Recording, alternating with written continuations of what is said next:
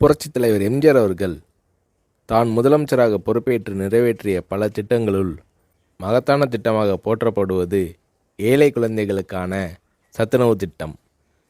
எம்ஜிஆர் அவர்கள் தன் இளமை காலத்தில் வறுமையின் கொடுமையை அறிந்திருந்தார். எனவே தான் முதலமைச்சரான பின் பள்ளி குழந்தைகளின் ஆரோக்கியத்தை பற்றி எம்ஜிஆர் அவர்கள் பெரிதும் அக்கறை காட்டினார். பள்ளிகளில் படிக்கும் ஏழை குழந்தைகள் பலர் சத்தான உணவு இன்றி மெலிந்தும் நோய்வாய்ப்பட்டும் இருப்பதைக் கண்டு மனம் வருந்தினார் எம்ஜிஆர். ஏற்கனவே தமிழக பள்ளிகளில் பெருந்தலைவர் காமராஜர் ஆட்சி காலத்தில் தொடங்கப்பட்ட மதிய உணவு திட்டம் நடைபெற்று கொண்டிருந்தது.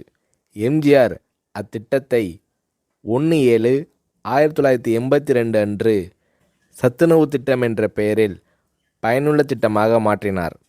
எம்ஜிஆர் அவர்கள் சத்துணவு திட்டத்திற்காக 100 கோடி ரூபாயை ஒதுக்கீடு செய்தார். முட்டை, காய்கறிகள் அதிகம் கலந்த சத்துள்ள உணவு 5 முதல் 14 வயது வரை உள்ள குழந்தைகளுக்கு வழங்கப்பட வேண்டும் என்பதே சத்துணவு திட்டத்தின் குறிக்கோளாகும்.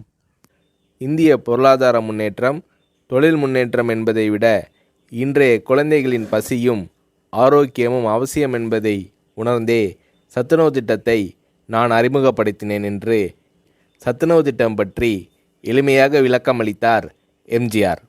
எம்ஜிஆர் அவர்கள் அறிமுகம் செய்த சத்துணவு திட்டத்தை உலகமே வியந்து பாராட்டியது. மேலை நாட்டு தலைவர்கள் மற்றும் மக்கள் தொண்டு அமைப்புகளும் இத்திட்டத்தால் ஈர்க்கப்பட்டனர். ஏழை குழந்தைகளின் ஆரோக்கியத்தை பற்றி அக்கறை கொண்ட தலைவர் தமிழக முதல்வர் எம்ஜிஆர் தான் என்று மேலை நாடுகள் எல்லாம் எம்ஜிஆர் அவர்களை போற்றி பாராட்டின.